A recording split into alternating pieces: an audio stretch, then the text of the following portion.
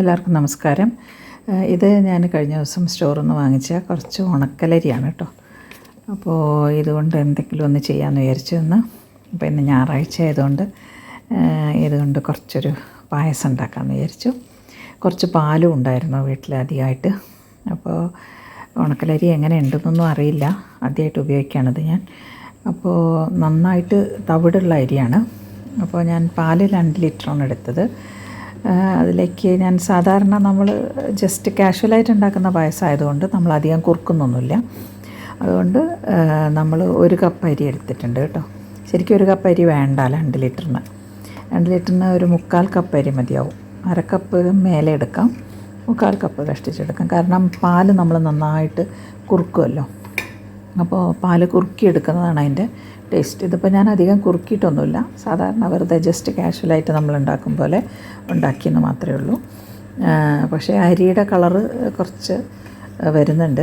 ഞാൻ നന്നായിട്ട് ഒരു 5-8 പ്രാവശ്യം കഴുകിയിട്ടാണ് അരി എടുത്തത്. പക്ഷേ എങ്കിലും അതിൽ തവിടിൻ്റെ അംശമുള്ള അരിയാണെന്ന് തോന്നുന്നു. അപ്പോൾ 5-8 പ്രാവശ്യം കഴുകിയിട്ടാണ് എടുത്തത്. പിന്നെ നമ്മളതിനകത്ത് കുറച്ച് നന്നായിട്ട് കുറുകി വന്നിട്ടുണ്ട് കേട്ടോ. ആദ്യം നമ്മൾ പാല് തിളപ്പിച്ചതിന് ശേഷമാണ് അരി ഇട്ടത്. അരി ഇട്ടതിന് ശേഷം അരി വെന്തതിന് ശേഷമാണ് പഞ്ചസാര ചേർത്തത്. ഞാൻ അതിനകത്ത് ഇടാൻ മറന്നുപോയി, എടുക്കാൻ വിട്ടുപോയി. പിന്നീട് നന്നായി കുറുകി നമ്മൾ ഏകദേശം സ്റ്റൗ ഓഫ് ചെയ്യാൻ കാലത്ത് കുറച്ച് നമ്മൾ മിൽക്ക് മെയ്ഡ് ചേർക്കുന്നുണ്ട് കേട്ടോ.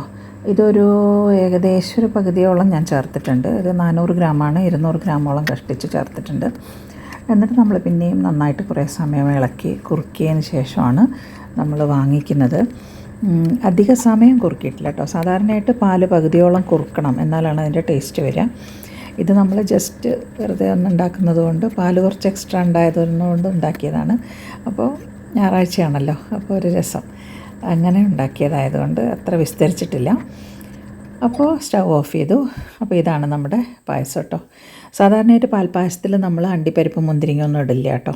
നന്നായിട്ട് കുറുക്കി ഇതുപോലെ വാങ്ങിയിട്ട് നേരിട്ട് കഴിക്കുകയാണ് ചെയ്യുക. ഏലക്കായ ചേർക്കില്ല.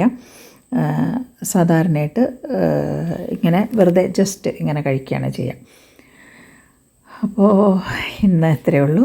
ഇനി എൻ്റെ ചാനൽ സബ്സ്ക്രൈബ് ചെയ്തില്ലെങ്കിൽ ഒന്ന് സബ്സ്ക്രൈബ് ചെയ്യുക, ലൈക്ക് ചെയ്യുക, ഷെയർ ചെയ്യുക, കമൻറ്റ് ചെയ്യുക. ഇനി മറ്റൊരു വീഡിയോയിൽ കാണുന്നവരെ നന്ദി, നമസ്കാരം.